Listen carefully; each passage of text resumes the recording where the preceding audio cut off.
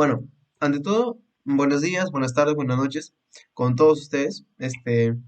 Ahorita voy a hablar sobre mi proyecto del Bicentenario, en lo cual me tocó un personaje conocido como Manuel Lorenzo de Vidaurre.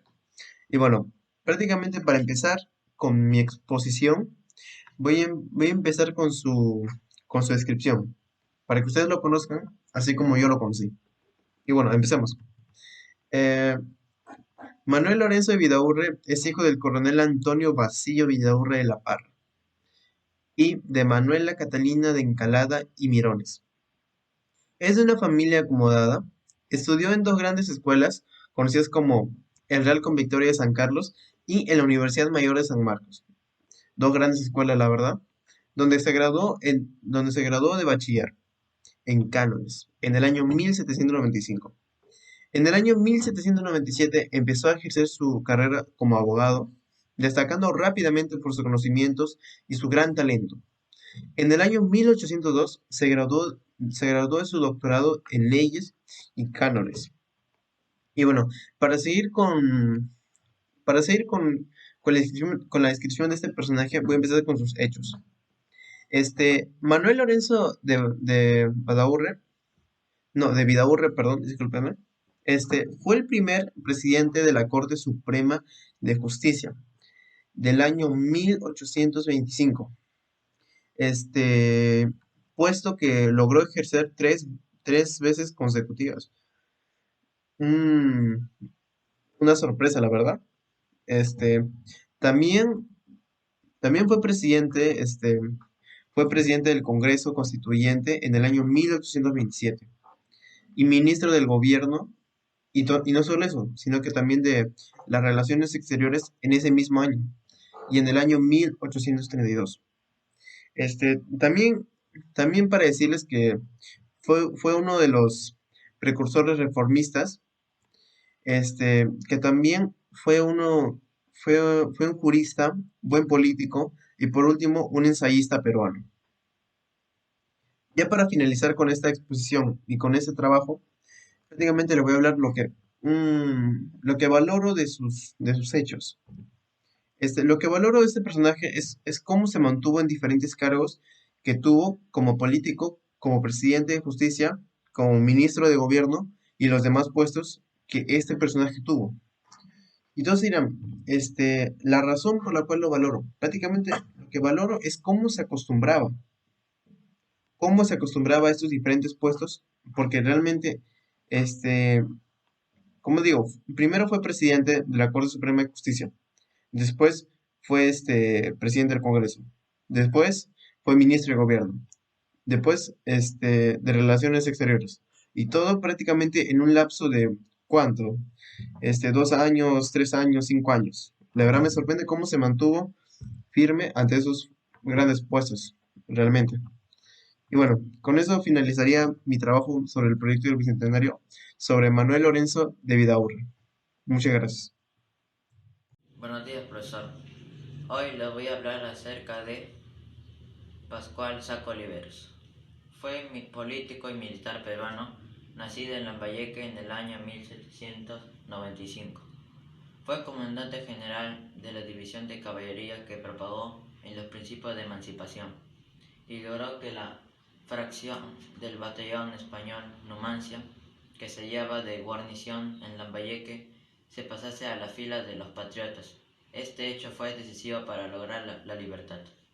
Nombrado jefe de ella, se presentó con sus efectivos al cuartel general de Guaura, poniéndolos a disposición de don José de San Martín. Podemos recordar a Pascual Saco Oliveros en este bicentenario porque su acción logró convencer a Batallón Numancia que se pasase al bando de los patriotas para lograr la causa emancipadora. Gracias. Buenos días, profesor. Mi nombre es Adriana Lima y hoy voy a exponer sobre Mercedes Cabello de Carbonera. Mercedes Cabello fue una de las primeras mujeres ilustradas de nuestra historia, sin haber ido a la universidad. También hizo varios trabajos relativos al género, ya que se dio cuenta que la mujer siempre era inferior. Su mejor herramienta fue la pluma, ya que tenía un gran talento para escribir y su mejor forma de expresarse. Todo eso lo veremos a continuación. Mercedes Cabello nace en la ciudad de Moquegua en 1842. Sus padres fueron el hacendado Gregorio Cabello y Mercedes Llosa. Su familia tenía una buena posición económica. En esos años Moquegua era una pequeña ciudad con aproximadamente 5.000 habitantes. Su padre Gregorio Cabello y su tío Pedro Mariano Cabello fueron a Francia a recibir estudios superiores. En esa época las mujeres no podían ir a la universidad, pero sí podían aprender artes e idiomas. Ese fue el caso de Mercedes Cabello, que desde muy pequeña aprendió a tocar piano y a hablar francés. En su casa también tenía una excelente biblioteca donde leía a los clásicos del pensamiento occidental y también sobre el positivismo, doctrina filosófica que se verá reflejada en sus libros. En 1862, a los 20 años, se muda a Lima, donde encontrará también a mujeres con el gusto de leer y también con el sueño de publicar sus escritos. En 1868, Mercedes Cabello se va a casar con Urbano Carbonera, un médico muy conocido por la época, y van a compartir también el gusto del positivismo. Pero al final su matrimonio fue un fracaso. Bajando el tiempo, en 1870 va a publicar artículos en El Correo del Perú, La Bella Limeña, el álbum que era editado por Juana Manuela de Gorriti. En estos artículos publica sobre la diferencia de la mujer y sobre que la mujer siempre estaba atrás, inferior era, y sobre las necesidades también de la mujer. Todo eso bajo el seudónimo de Enriqueta Pradel. Bajando el tiempo también, Mercedes va a asistir a las veladas literarias organizadas en la casa de Juana Manuela Gorriti, donde mujeres se reunían para hablar sobre lectura, sobre libros. Bajando los años en 1879 y 1883, va a pasar la guerra con Chile, donde Mercedes colaboró con la atención de los heridos en combate. Bajando los años también va a ir publicando más artículos sobre la diferencia de la mujer. Y la mujer debería tener una buena educación para poder trabajar y ser independiente y no depender de su esposo. Que hasta en 1885 publica esto. Para que la mujer, al unirse al hombre, pueda combatir por medio de persuasión sus errores y elevar su alma al verdadero conocimiento de Dios, es preciso que el hombre no vea en ella un ser débil, sumido en la ignorancia y privado de la luz de las ciencias. Para que ella pueda combatir los errores del hombre, es preciso darle una instrucción sólida y basta. En esto se está cogiendo del gobierno peruano, porque la educación para hombres y mujeres no es igual. Bajando el tiempo, va a ganar un premio en el Ateneo de Lima, y varios escritores se van a ver opacados por esta generación de mujeres ilustradas. Uno de ellos va a ser Juan de Arona, donde se va a burlar y ridiculizar a estas mujeres. En el periódico El Chispazo. En 1888 va a publicar su primera novela, Blanca Sol, como manera de folletín, y en 1889 como manera de libro, donde va a expresar sus ideas que la mujer debe recibir una educación. También va a hacer duras críticas a la Iglesia Católica, ya que a ella miraba de que no enseñaba lo principal a una mujer para poder vivir en la vida cotidiana. Eso también lo va a dejar de Ricardo Palma, ya que él respetaba mucho las ideas religiosas. Palma también era muy cercano a Nicolás de Piérola, y también lo va a alejar eso también de Clorinda Mato, una escritora muy conocida de esa época. Bajando los años, en 1892 va a publicar su novela política El Conspirador, donde está muy influenciada por González Prada.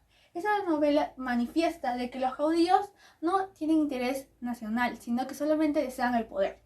En esto se va a ver inspirada Nicolás de Piérola,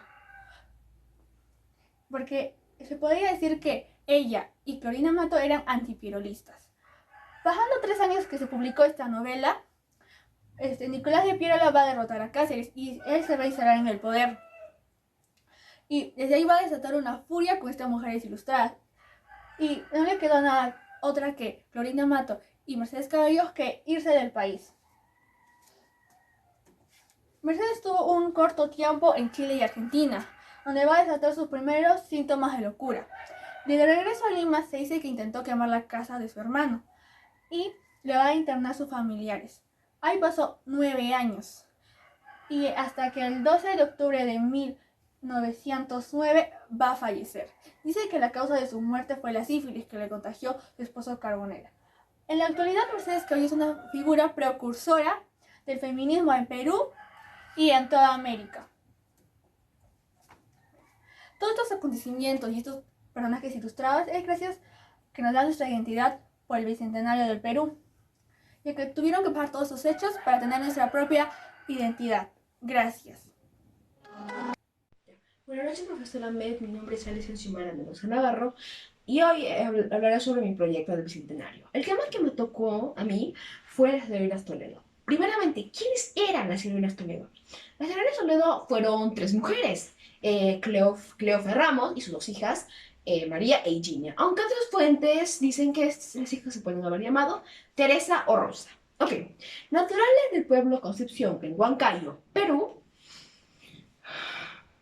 quienes destacaron durante la Guerra de la Independencia, quienes con valentía, coraje y amor hacia su patria en el marco de la guerra destacada por los españoles contra los guerrerillos patriotas de la Sierra Central del Perú, las Toledo lograron detener la persecución realista, liderado por el general realista Jerónimo Valdés. Okay. Sobre tropas patriotas a principios de 1821, cortando las amarras del puente colgante sobre el río Mantaro, en medio del fuego enemigo con una rapidez que hasta hoy sorprende. Okay. De esa manera retrasaron el avance de Valdés y añadieron posibilidades que las fuerzas patriotas del general Juan Antonio Valdés de Arenales pudiera ponerse a salvo. Todo esto ocurrió en marzo o abril de 1821. Debido al liderazgo y valentía mostrado, el general José de San Martín reconoció a las 3 heroínas con la medalla de vencedoras. En homenaje a estas heroínas peruanas, un colegio nacional de mujeres del Callao lleva su nombre. Ok. Ahora, ¿cuál fue la hazaña que hicieron las heroínas Toledo para que estén en la historia y sea reconocida? Ok, el 3 de marzo o 10 de abril de 1821, después del fuego cruzado de una orilla a la otra, antes del avance de un régimen de húsares de Valdés, el general Valdés, que empezaron el cruce de 3 mujeres encabezando a los defensores de la Concepción. Lograron cortar las amarras del puente colgante en el río Mántaro. Operación Audaz, que fue ejecutada en medio del fuego enemigo y con tal rapidez que concluyó oportunamente. Los soldados realistas que temerariamente avanzaban ya por el puente se hundieron de este al río Mántaro. Los patriotas lograron así ganar tiempo para retirarse y evitar acorralamiento o evitar ser acorralados. Y Valdés tuvo que buscar otro pasaje para cruzar el río Mántaro. Cuando al fin los realistas entraron a la Concepción, la encontraron casi despoblada y Valdés ordenó que fuera incendiada. Sus defensores se retiraron hacia la selva.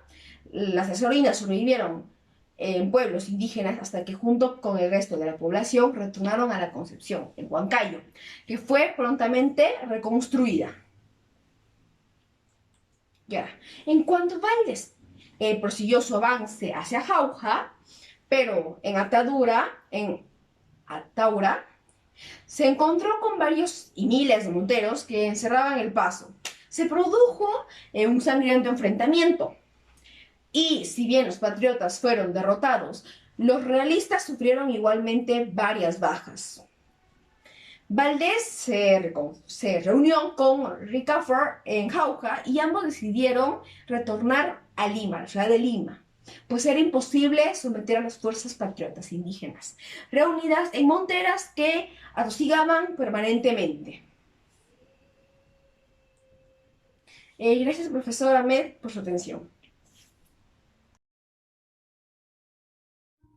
Martin George Guise. Con el retiro de Cochrane del Perú en 1821, San Martín nombró a Guise contraalmirante de recientemente creada escuadra peruana, pero renunció al servicio en febrero de 1822. Al asumir el mando de esa escuadra con el grado de vicealmirante, el chileno Manuel Blanco Escalada por rencillas que había tenido con él durante su servicio en Chile para ponerse bajo su mando a principios de 1823, volvió a asumir el mando de la flota peruana con el grado de vicealmirante, colaborando con el transporte de tropas, y principios de 1824 estableció un bloqueo en el puerto del Callao en conjunto con la Escuadrilla Naval Gran Colombia. Se quedó a su mando, ya que ese puerto había sido retomado por los realistas tras una sublevación militar del 5 de febrero. Su bloqueo en este puerto fue interrumpido ese año por una expedición naval española al mando del capitán del navío Roque Gurucete, con quien se batió sin resultados concluyentes el 7 de octubre a partir de la escuadra española al sur, con destino al puerto de Quilca. Guise se dirigió con su flota al astillero Guayaquil, donde el 7 de enero de 1825 fue arrestado por el intendente del lugar, general venezolano Juan Paz del Castillo, por haber levantado el bloqueo del Callao, según Basadre Paz del Castillo. Ante el arresto, Guise, el mando de la flota combinada sería entregado por Castillo al capitán del navío inglés Juan Hunt, que servía en esos momentos a la Gran Colombia a mediados de este año. Juan se presentó con la flota frente al Callao para unirse a la escuadrilla chilena mandada por el vicealmirante Blanco Escalada. El Callao se rendiría el 23 de enero de 1826. En cuanto a Guise, Bolivia había dado la orden de llevarlo a Cuenca, pero su estado de salud lo impidió. Posteriormente fue llevado a Lima Gran Escalada, y el 5 de mayo de 1826 se le llevó al juicio, se le mantuvo preso y retirarse Bolivia del Perú al Consejo de Guerra a cargo del juicio. Entró en autonomía y ordenó la libertad de Guise el 26 de septiembre de 1826. Se le restituyó el cargo de vicealmirante de la escuadra y además se mandó a pedir la satisfacción que merece el agraviado a insulto nacional hechos por el gobernador de Guayaquil en su persona. Guise y la bandera de nuestra república fue el Congreso de 1828 y la presidencial del general José de la Mar, los que hicieron efectivas las resoluciones.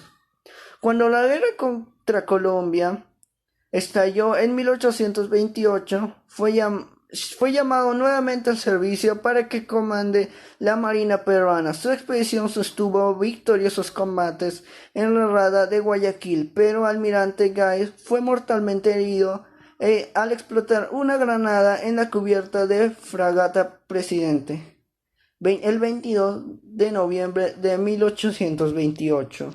Todos los peruanos, siéntanse felices de ser parte de esta tierra, pues somos herederos de una gran riqueza.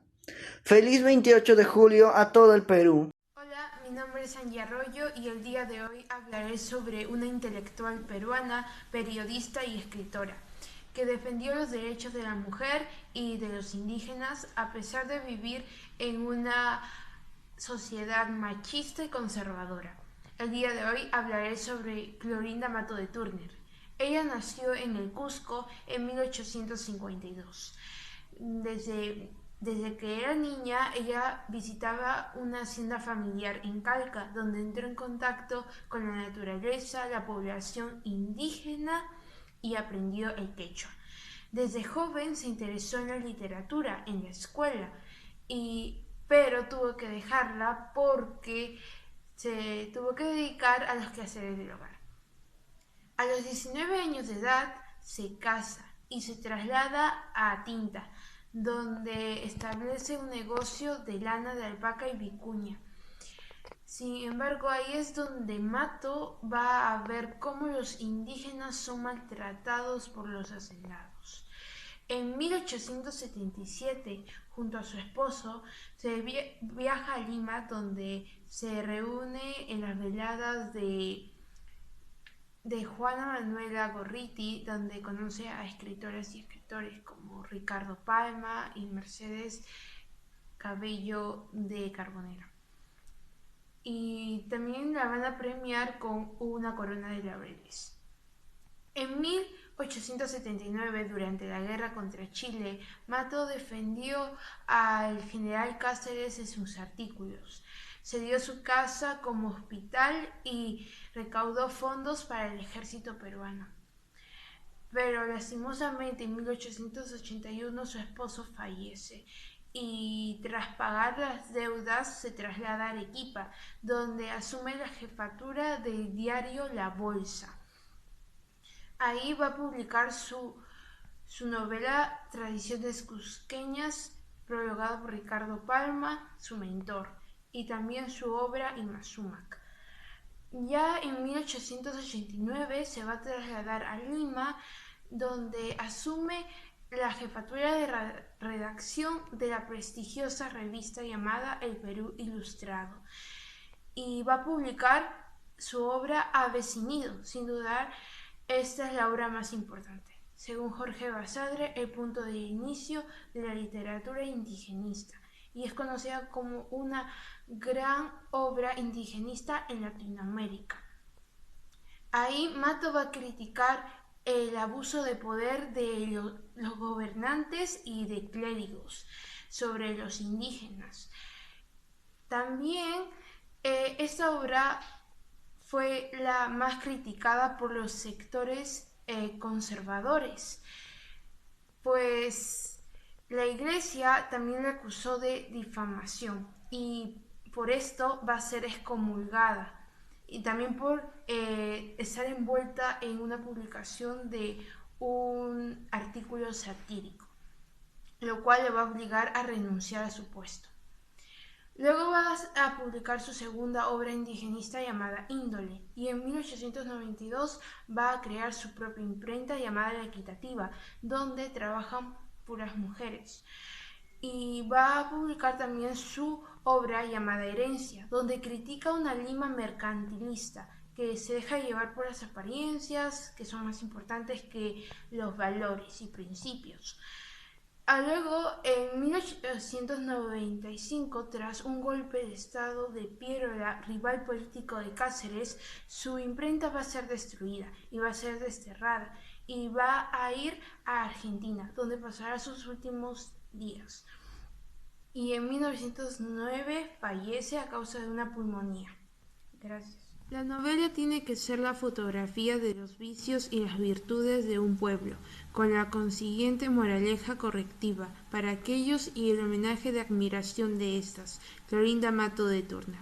Felices fiestas patrias. Buenas tardes, profesor. Yo voy a hablar sobre María Paró de Bellido. Primeramente le voy a dar una pequeña biografía. Su vida transcurre en Ayacucho, donde ella nació, en Parras. Se sabe poco sobre su infancia, por no decir nada. Se unió con Mariano Bellido a la edad de 15 años. Con él tuvo 7 hijos, que en ellos ayudaban a cultivar los tubérculos y criar vacas y ovejas. María Paró de Bellido fue una mujer próspera y era analfabeta. Ella fue criada para ser ama de casa, como en ese tiempo era de costumbre. Después de un momento a otro, su vida dio un giro inesperado. Se estaría convirtiendo en la heroína del Perú, al entregar su vida por la emancipación del Perú. Situación política y social. En esa época éramos gobernados por los españoles, lo cual quería alcanzar la independencia política. María Paró de Bellido luchaba por nuestra libertad. Tenía esperanzas de que nuestro país pueda mejorar. Su misión especial fue espía de las tropas realistas. Ella jamás reveló los nombres de los guerrilleros, ni quién se dirigía a la carta, mucho menos de quién escribió. Su silencio fue castigado con una orden de fusilamiento, por escarnecimiento y ejemplo posteriores, por haberse rebelado contra el rey y el señor del Perú. Aporte histórico. Fue espía de las tropas realistas, como ya expliqué, y jamás reveló sus nombres. Entregó su vida por esperanzas de mejorar nuestras condiciones de nuestro país. Es una heroína porque, sin importar lo que pudiera pasar, ella nunca reveló los nombres, todo por nuestra independencia y libertad. Fecha alusiva a fiestas patrias. Haber nacido en Perú es una dicha que muy pocos tienen. Sintámonos orgullosos. y tengamos felices fiestas patrias. Gracias.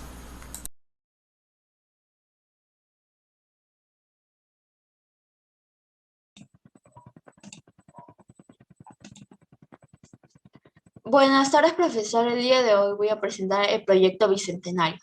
Voy a hablar de doña Brígida Silva de Ochoa. ¿Quién fue doña Brígida Silva de Ochoa? Fue una mujer patriota que regó su vida en los años previos a la independencia de nuestro país. Además de la bibliografía oficial, son muy breves las menciones que se hacen de este personaje.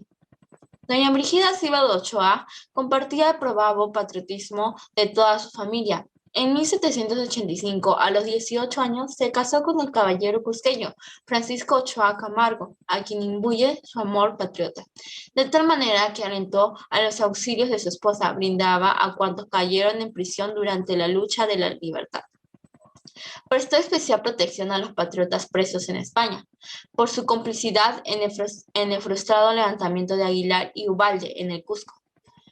Cuando fracasaron los planes de su hermano para formar una junta de gobierno, pretendiendo anular la autoridad de Abascal, ella fue quien sirvió de intermediario para llevar y traer las comunicaciones entre los patriotas, situados en las inmediaciones de la capital, para que estuviera al tanto de los movimientos de los realistas que se apresaban para el combate.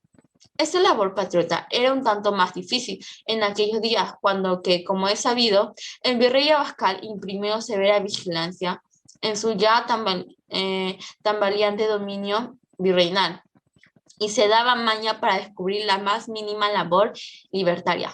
Pero nuestra heroína tenía entrada en todas partes, porque nadie se atrevía a sospechar de ella. Por lo mismo, el mayor de sus hijos, Manuel Ochoa, prestaba sus servicios como oficial del cuerpo de artillería, acuartelado en Santa Catalina, al servicio del rey. Esta circunstancia le hacía insospechable y se le permitía la entrada franca al cuartel donde estaba prisionero su hermano, el coronel don Regimio Silva. Fue así como los patriotas tenían una noticia diaria de cuánto se disponía para sofocar el anhelo de la libertad. Ella contribuyó a los jefes de la escuadra optaran por un movimiento rápido que contribuyó a la victoria de Maipú. Ella fue el enlace entre los patriotas y el coronel Torres en 1807. Ella fue la que facilitó la evasión del párroco de Sica, José Medina, pues el fracaso de los sucesos de Alto Perú, por lo que fue conducido a prisión su hijo menor, José Ochoa, que de la misma calidad espartana de su madre, no declaró el lugar donde sepultó su hermano, José María Ochoa, y los hermanos de doña Brígida. En 1810, ella transmitió la palabra de orden de Anchoris y al cura Tagle.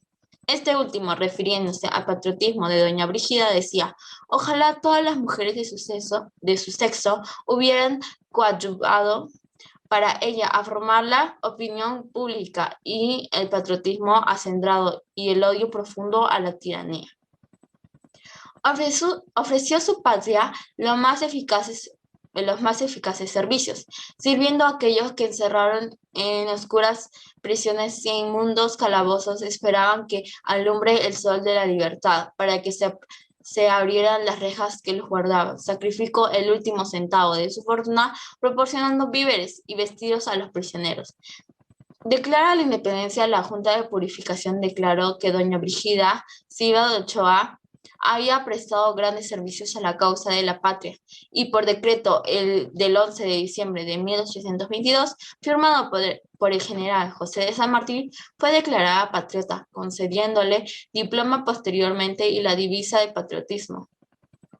Falleció en Lima a los 83 años después de la ancianidad gloriosa, pero dolida por su situación económica, pues se le había conseguido una pensión de 30 pesos que nunca fue pagada con puntualidad.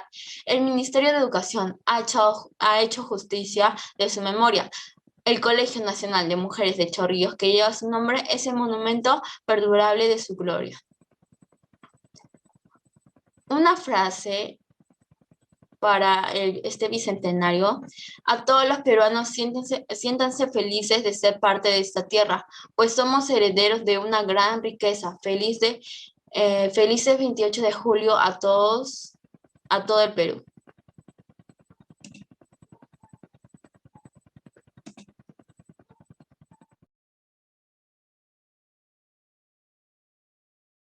Buenas tardes, profesor. Hoy voy a exponer sobre mi proyecto del Bicentenario. Voy a hablar sobre el personaje que me tocó exponer, Guillermo Miller. Cuando era niño, Guillermo Miller vivió en una finca al este de Nueva York. A la muerte de sus padres, heredó la finca. Ya de joven fue un estudiante diligente, consiguiendo prestados libros y leyendo siempre que tenía oportunidad. En la noche, después que sus padres se retiraban, se levantaba en silencio, tomaba un libro, se acostaba frente a la chimenea y estudiaba. Una noche su padre lo sorprendió y amenazó con pegarle si no descansaba y dejaba sus hábitos ridículos de estudio. Miller tenía una formación religiosa sólida. Mientras realizaba sus investigaciones, Miller continuó como agricultor, sirviendo como juez de paz y asistiendo finalmente a la iglesia. Aparte tuvo 8 hijos, 6 varones y 2 mujeres, con su esposa Lucy Smith Miller. A lo largo de su vida logró ser gran mariscal del Perú, ministro de guerra y gobernador del Callao. Jugó un papel importante de apoyo al Perú para lograr su independencia y estabilidad durante sus primeros años. Miller luchó en las guerras peninsulares y luego en la guerra de 1812 contra Estados Unidos. Renunció a la milicia luego de la batalla de Waterloo y probó suerte como empresario. A sus 20 años ya terminadas las guerras napolitanas, Miller, tras pasar 5 años de su vida peleando, decide poner sus habilidades de artillero al servicio de la causa emancipadora. Tras largos años, en 1859 decide retornar hacia Perú y Chile a reclamar algunos beneficios que les debían ambos gobiernos. Luego, en 1861, mientras retornaba en barco hacia Inglaterra, muere. Fue enterrado en el cementerio británico en el Callao y luego fue trasladado al Panteón de los Héroes en el cementerio Presbítero Maestro. Este personaje es importante en esta fecha del Bicentenario del Perú, ya que contribuyó con un papel sobresaliente en la guerra de independencia del Perú, Chile. Miller es importante en el proceso de independencia peruana por 3 razones. La primera es un oficial de alta graduación que participa en la gesta libertadora, es decir, participa en el desembarco de Paracas y quizás más emblemáticamente en la batalla de Junín. La segunda razón es porque Miller es un gran organizador del ejército peruano, primigenio, es decir, la primera unidad, digamos, con alguna sostenibilidad que tiene el ejército patriota peruano es la Legión Peruana de la Guardia. ¿Y quién organizó esta unidad? Quien incluso ayuda a diseñar sus informes. Es Miller, nosotros le debemos la organización militar. Y desde el punto de vista externo, es decir, desde el punto de vista de los uniformes, Miller, que es una unidad que existe hasta el día de hoy. Hasta el día de hoy existe la Legión Peruana de la Guardia. Y la tercera razón, Miller es importante en el proceso de la independencia por sus memorias. Sus memorias no solamente constituyen una fuente importantísima para comprender la guerra de la independencia, sino también son un aporte a la etnografía peruana, a la comprensión de las costumbres peruanas, a la descripción de lo que era el Perú al momento de la independencia. Y son interesantes porque las hace, digamos, un británico que había tenido algún contacto con el mundo, digamos, español. Durante las guerras de independencia española, no era ajeno a este mundo, pero era alguien que no provenía de este mundo. Entonces, en esta memoria podemos encontrar, digamos, apreciaciones sumamente interesantes, viniendo en algunos en alguien externo a la cultura que estaba describiendo. Ahora voy a dar una frase a las fiestas patrias o al bicentenario. Feliz día, mi querido Perú. Siempre te llevo en mis recuerdos. Soy orgulloso de haber nacido en esta tierra. Muchas felicidades a todos los peruanos. Felices fiestas patrias. Que vive el Perú. Gracias. Buenas tardes, profesor. Hoy me toca exponer sobre Ana Tomasa Tito Condemaita. Ana Tomasa Tito Condemaita nació el 3 de julio de 1740 en Ancomayo, al norte de Cusco. Fue bautizada con el nombre de Tomasa porque nació el día religioso del Santo Tomás, apóstol. Como es costumbre, le ponen el nombre del santo al recién nacido.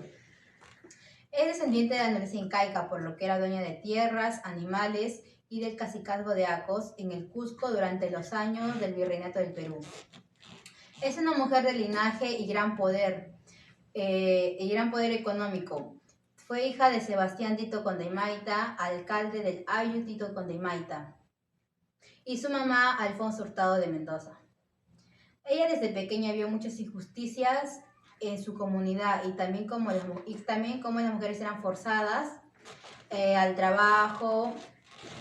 Por aquello Tupac Amaru y Micaela Bastidas decidieron pelear por aquellas mujeres forzadas al trabajo doméstico. Fue una precursora de la independencia hispanoamericana, jugó un importante papel en la historia del Perú, estuvo e hizo varias rebeliones. Es importante su participación en la rebelión de Tinta por su ejemplo de coraje y determinación al defender sus ideales de justicia y libertad. Durante los años del Virreinato del Perú, ella llegó a participar en la rebelión del sur andino, teniendo una destacada y activa participación en la que demostró valentía, compromiso y capacidad de lucha. Tomasa Tito Condemaita fue parte de la multitud de las personas que pelearon junto a Tupac Amaru II en la recordada batalla de Sangrará del 18 de noviembre de 1780, que fue el triunfo para los insurrectos cusqueños y dio paso a un periodo de enfrentamiento con el poder virreinal, más a 40 años antes de que José de San Martín proclamara la independencia del Perú. Durante los días de la rebelión, muchos hombres de esta zona se habían ido a pelear junto a Tupac Amaru II. Ante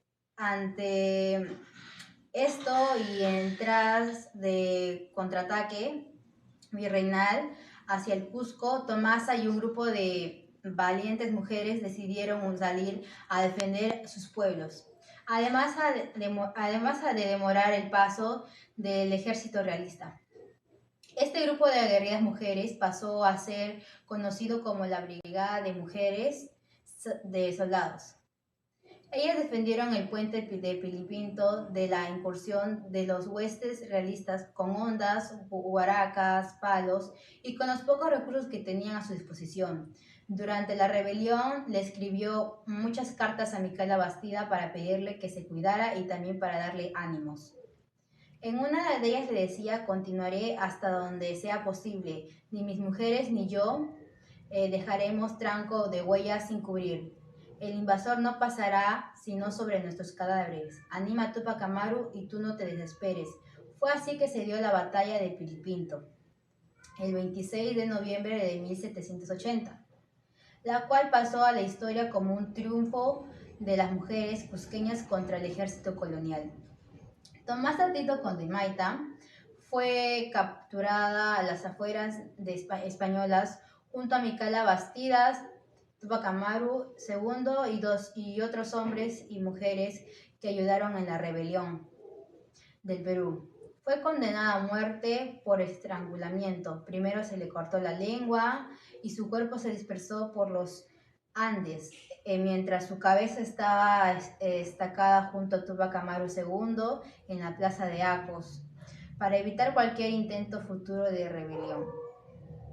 Perú, tierra de grandes guerreros que no se dejan vencer por la adversidad. Felices fiestas patrias, gracias.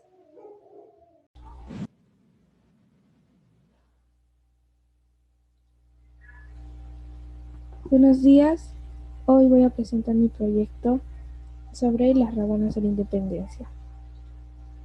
Primero vamos a hablar Perú en el siglo XIX. El siglo XIX es un siglo problemático para la historia y la conciencia nacional peruana. Es el siglo en el cual se consiguió la independencia de España y se construyeron los fundamentos del Estado-nación, es decir, del Perú actual. La República Liberal nació al igual que la libertad individual, tanto en la política como económicamente. Sin embargo, generalmente en el siglo XIX no es considerado una época gloriosa de la historia nacional. Al contrario, se critica que no había verdadera independencia, ya que el país dependía totalmente del extranjero debido a sus estrechos vínculos económicos con países europeos sobre todo. La República Liberal se supone que no existió en realidad porque la sociedad peruana mantenía muchas estructuras del sistema colonial. Por eso, se distingue entre un Perú oficial y un Perú profundo. Mientras el primero solo existía en los discursos de leyes, el segundo era el Perú real. Ahora voy a hablar de las rabonas. La palabra rabona esconde los nombres de miles de mujeres anónimas, mujeres que sin darse cuenta ayudaron a marcar la historia. Son personajes durante el siglo XIX que acompañaron al ejército peruano. Su existencia llamó la atención en la Guerra de la Independencia. Algunas de sus actividades incluyen la preparación de alimentos y el cuidado de los soldados heridos. Eran el complemento del soldado peruano para poder combatir contra el enemigo. En la mayoría de los casos, cada soldado era acompañado de una rabona que le preparaba la comida en los cuarteles como en los campamentos. Así también se encargaban del lavado de la ropa como su limpieza. Las rabonas fueron mujeres ejemplares, luchadoras, muchas de ellas acompañaban a su marido soportando con santa resignación todas las penas y fatigas de una larga jornada por caminos escabrosos. Cuando algún cuerpo está en marcha, las rabonas van a su retaguardia y caminan al igual de la tropa. Y esto no es solamente ahora que hay ferrocarriles y anchas carreteras, sino que también en las épocas y tiempos en que no se contaba con tales adelantos y facilidades. Yo creo que las rabonas tienen que ser reconocidas por su coraje. Eran ejemplares y luchadoras porque no les importaba el peligro en el que se exponían acompañando a sus maridos. Es admirable pensar que además de llevar esta vida de muchos peligros, cumplían sus deberes de maternidad. Es decir, es una admiración todo lo que pudieron resistir hasta estos momentos. Un reconocimiento es la que refiere sorprendida Flora Tristán en Peregrinaciones de una paria. Muchas gracias por su atención.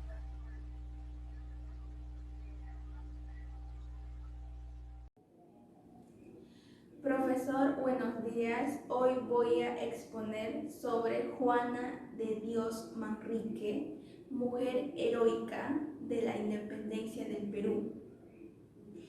Su breve contexto histórico fue una aristócrata limeña y patriota peruana, a quien le tocó vivir en la época más difícil de nuestra independencia, junto a su esposo José Cayetano Luna Segarra, quien formó una red de espionaje para las fuerzas patriotas, en la que se incluyó al pescador. Su hecho histórico fue durante la etapa de consolidación de la independencia peruana, donde ocurrió motín del Balconcillo, que era un golpe de Estado en el año 1823, cuyo resultado fue la disolución de la Suprema Junta Gubernativa del Perú y la proclamación de José de la Riva Agüero, quien le llamaron el primer presidente de la República. El jefe realista José de Canterac avanzó desde la sierra contra la capital, donde ingresó el 19 de junio en el año 1823. El gobierno y el Congreso se vieron obligados a trasladarse a la fortaleza de Real Felipe en el Callao. También se encontraba el general gran colombiano Antonio José de Sucre, quien fue enviado del libertador Simón Bolívar con una avanzada de su ejército. Pero Sucre necesitaba comunicarse con los patriotas de Lima. Pero Juana de Dios Manrique, que era la sobrina de Antonio Riquero, antiguo contador mayor y uno de los refugiados en el Callao. Pero este personaje era el nexo con Sucre, quien recibía la correspondencia de Sucre desde el Callao por el medio de José Olaya, debido a su frágil estado de salud. Ella fue interrogada en su casa sin obtener ningún resultado, pudiendo encubrir la organización insurgente. Valorar el aporte histórico del personaje. Ella da un ejemplo de lealtad y sacrificio, puestos al servicio de la patria, quien Simón Bolívar llamó como la patrona de Lima. Ella era la única mujer que se jugó por la vida, por la patria, cuyos restos reposan por la ley número 23599 del Congreso de la República. En el año 1983, en el Panteón de los Próceres, declarándose que merece la gratitud nacional por los servicios que prestó junto con el héroe José Olaya Balandra. Nuestro país ha visto nacer hombres y mujeres que han hecho historia. Que viva el Perú. Muchas gracias, profesor. Francisca Zubiaga y Bernales, más conocida como la Mariscala Doña Pancha, esposa del dos veces presidente del Perú, Agustín Gamarra, aguerrida y valiente. Francisca Zubiaga y Bernales fue una mujer que desafió a los hombres de su época. La Mariscala fue la primera política de nuestro país. Su prototipo de guerra le permitió encabezar tropas, negociar tratados y enfrentarse a sus transgresores. Era orgullosa, firme y capaz de imponer respeto a todo lo que lo rodeaba. En 1836, el Perú estaba en progreso de formar un solo Estado independiente, una sola y poderosa nación confederada, la Confederación del Perú Boliviana. Fue establecida bajo el mando supremo del mariscal Andrés Santa Cruz, quien asumió el cargo de defensor de la Confederación Perú Boliviana, a medida que el mandatario de la República Boliviana en 1829 y 1828, Zubiaga acompañó a su esposo en la invasión peruana y boliviana y lo apoyó durante su primer gobierno en 1829 a 1833.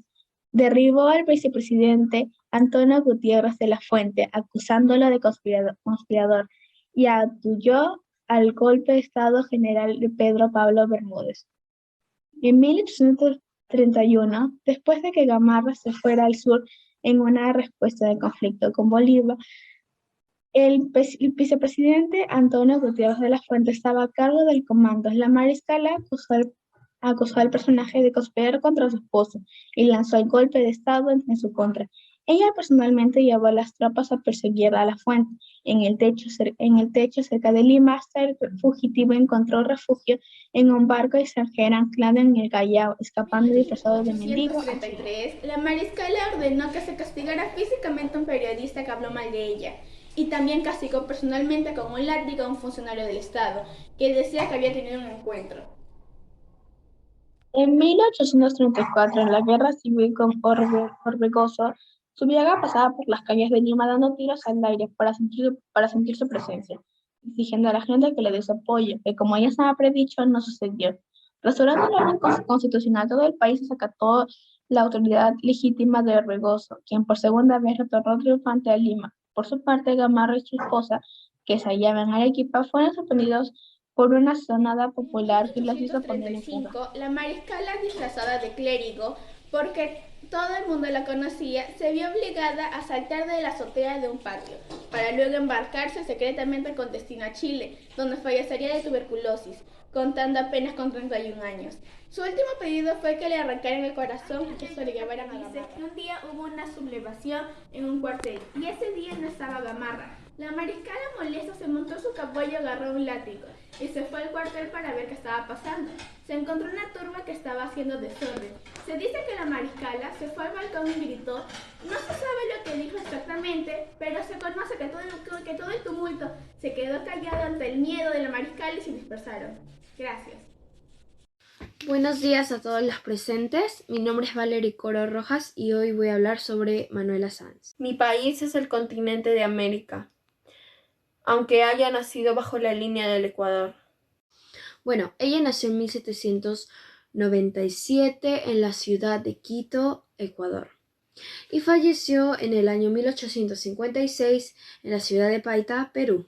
Ella fue una mujer que ingresó a la esfera política y fue dejada por su madre en un convento de élite. Y bueno, ahí estuvo hasta finales de su adolescencia, hasta que recibió una petición del padre para que se pueda casar con un comerciante inglés y después trasladarse a la ciudad de Lima. Ella se acercaba más al bando independentista, ya que ella quería tener algún tipo de privilegio por un hermano que quería ingresar a la posición militar. Y bueno, es donde ella empieza a crear sus propias opiniones y empieza a ser más activa en este mundo. Y así la reconocen como con otras 100 mujeres más en la Orden del Sol de Perú, justo antes de conocer a Bolívar. Bueno, también participó activamente en la independencia del Perú. Se adquiere a la causa, bueno, ya esa parte de ahí.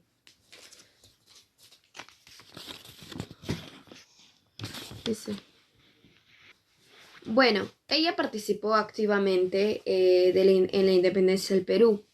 Se adhirió a causas patriotas en 1819 y vistió el uniforme militar, aprendió a usar armas y además combatió bajo las órdenes de José de Sucre en las batallas de Junín y Ayacucho. Estas son las mismas causas que... de nuevo.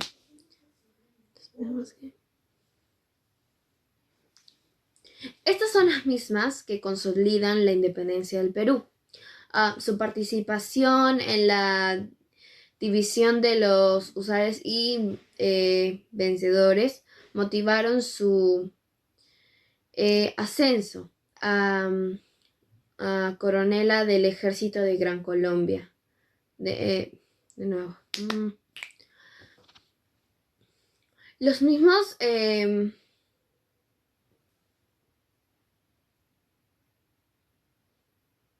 las mismas que consolidaron la independencia del Perú. Su participación en la división de los usuarios y vencedores motivaron a su ascenso a coronela.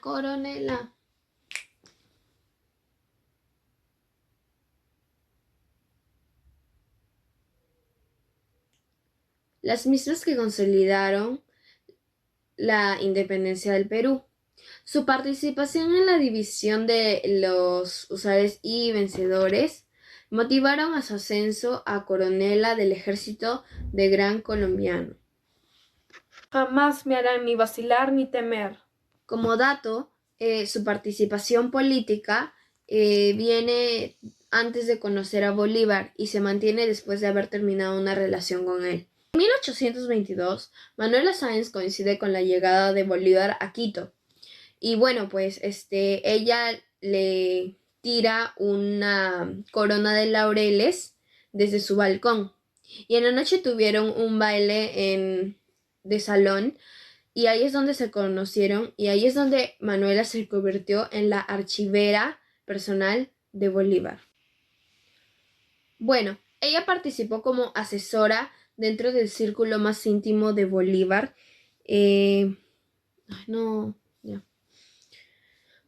Bueno, ella participó como asesora dentro del círculo más íntimo de Bolívar, que fueron colaboradores de Bolívar. Bueno, el 25 de septiembre de 1828, estando Bolívar y ella solos en un palacio de Bogotá, irrumpen unos grupos de manifestantes que iban con la intención de asesinar a Bolívar. Manuela actuó con gran determinación y valentía, ya que lo ayudó a escapar, y ella se quedó con todos los manifestantes. La interrogaron y al ver que ellos estaban siendo engañados por Manuela, ella recibió violencia física y espadazos. Bueno, tras la muerte de Bolívar, ella fue exiliada de Ecuador y Colombia, así que ella decidió refugiarse en Paita. Y bueno, ahí ella se convierte en una figura muy prominente y recibe visitas como de Ricardo Palma y de Germán Melville. Y bueno, Ricardo Palma le dedica tradiciones y la compara inclusive con Rosa Camposano. En estas páginas, él representa a Manuela como una mujer fuerte, impaciente y tenía voluntad propia. Su referencia por la vida militar o amistades le gustaba lo cómodo que se sentía estar viviendo cerca de barracas o entre militares.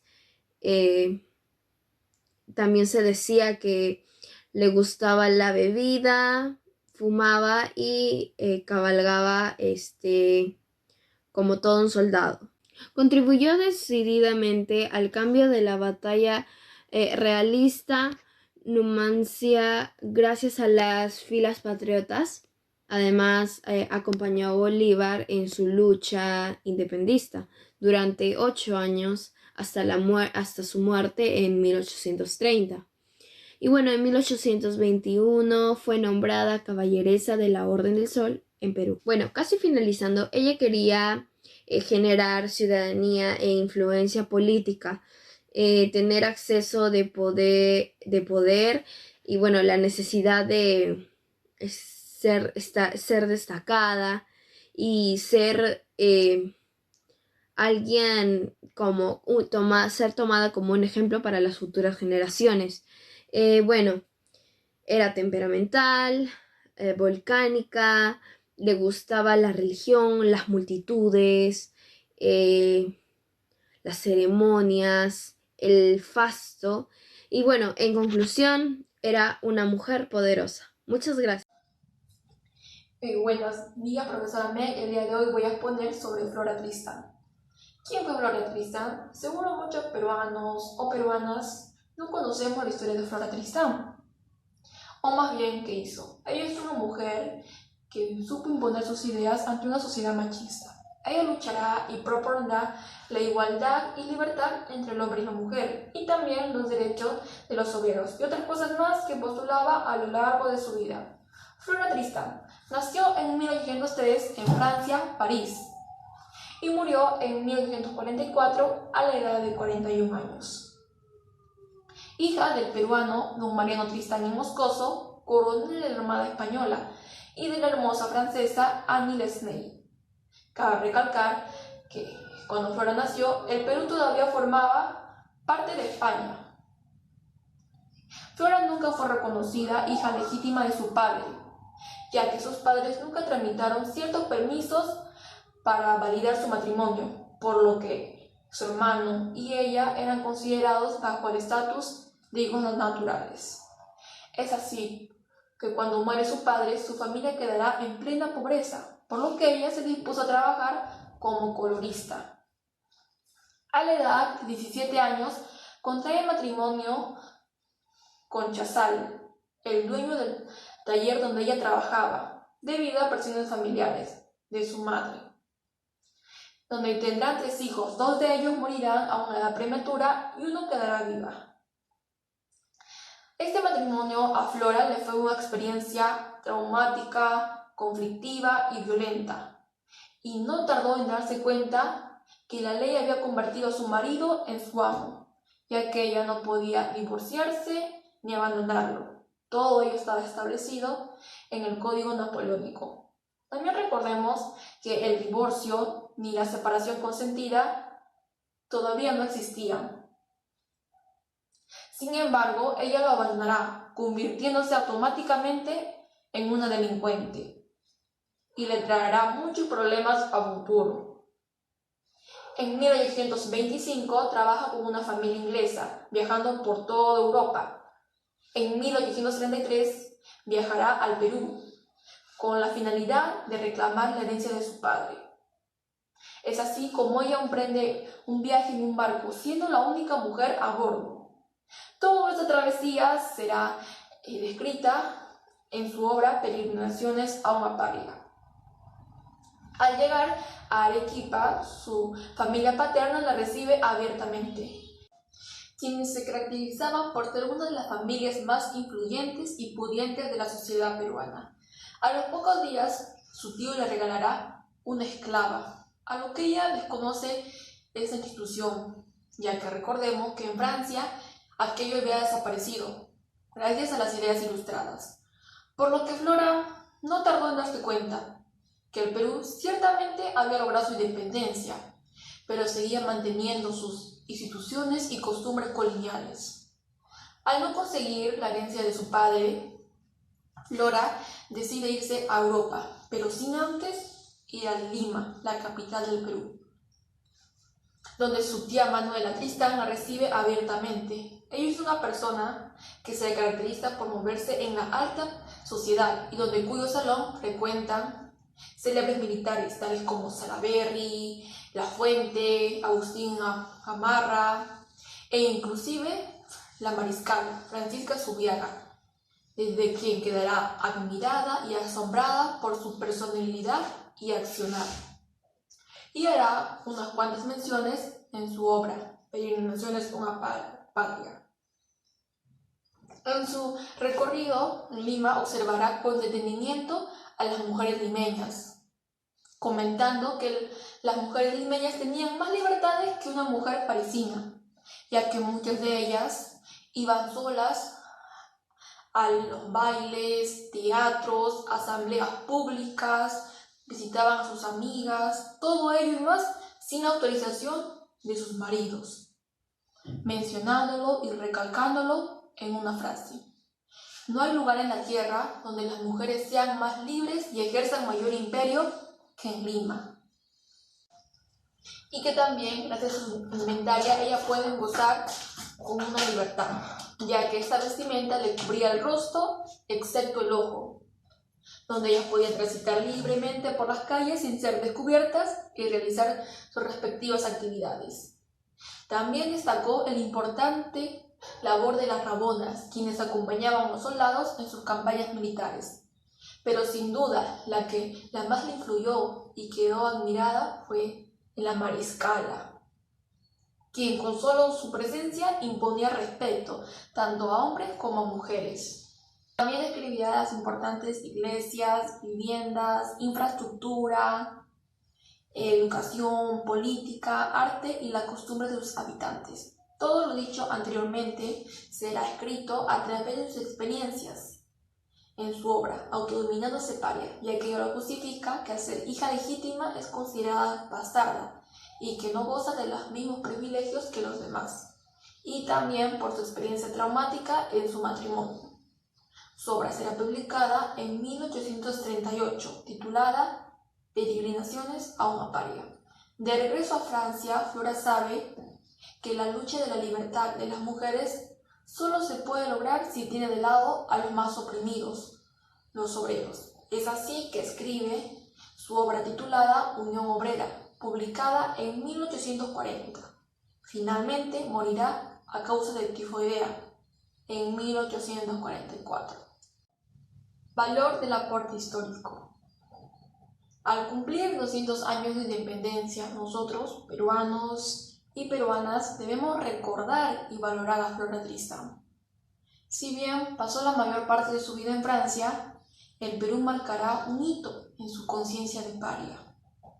Además, Flora inspirará al movimiento feminista en el Perú, que más adelante, o inclusive ahora, nos servirá para lograr un futuro de igualdad y libertad entre el hombre y la mujer, y otras cosas más que ella postulaba. Gracias. A todos los peruanos, siéntanse felices de ser parte de esta tierra, pues somos herederos de una gran riqueza. Feliz 28 de julio a todo el Perú. Muy buenas noches, profesor Ahmed. Mi nombre es Sebastián Moisés Basilio Gavino y hoy voy a presentarle el proyecto bicentenario sobre Basilio Auqui.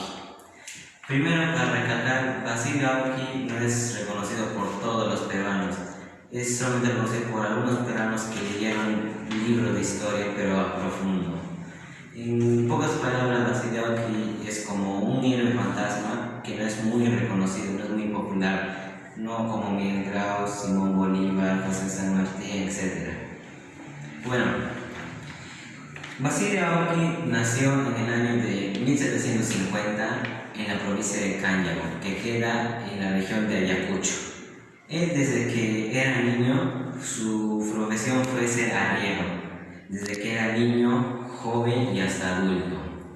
Él, como vivía en Cáñamo, Ayacucho, su pueblo era muy pobre y de baja economía, y su política era desastrosa. No se preocupaban por nada ni por las poblaciones de Cáñamo, no se preocupaban por nada.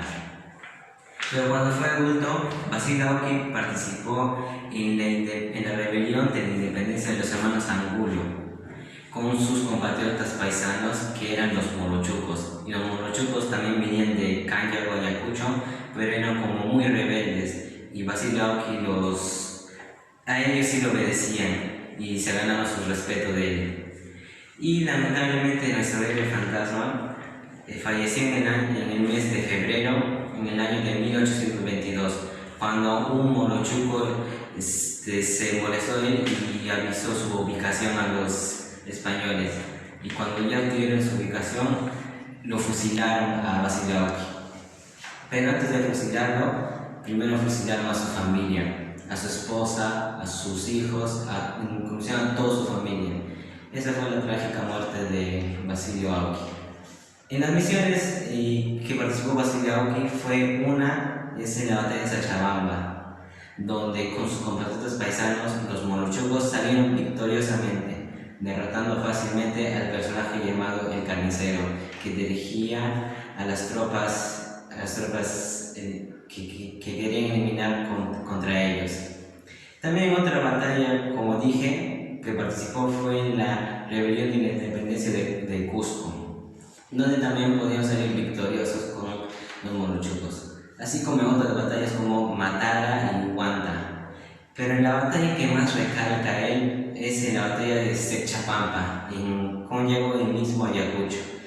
En esa batalla Basilio Auqui tuvo una decidida para derrotar a los invasores de cavar un hoyo pero no tan profundo, donde pudieran esconderse él y los morochucos y otras personas también de Cáñaro, donde se ofrecieron para luchar junto a él.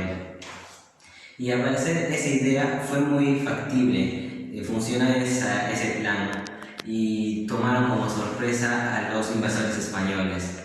Aquí, como ven, hay una foto de una imagen de la batalla de Sacachamapa donde sacaron por sorpresa a los invasores. Y después de esa sorpresa salieron victoriosos, y en la provincia de Caña o Ayacucho fue su independencia de ellos, y también una de las primeras independencias del Perú, donde ya no eran maltratados por los españoles.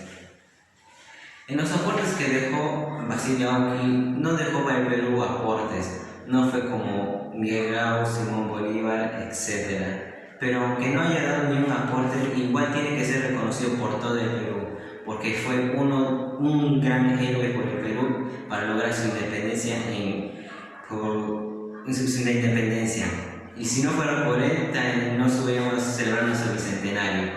Así que también tenemos que reconocerlo, se sacrificó por todos nosotros, por los peruanos y por el Perú. Viva el Perú, por Basilio Auqui. Muchas gracias, profesor. Muy buenas tardes, padres de familia, profesores y compañeros. Me presento, soy la alumna Camila Angeli Vilcamichi Contreras, del Salón de Tercero y Secundaria. En esta oportunidad hablaré sobre Matías Arrimachi y la batalla de Hugo Surco, ya que Matías Arrimachi es la personaje principal de esta batalla. Así como oyen, una mujer puede también liderar una batalla.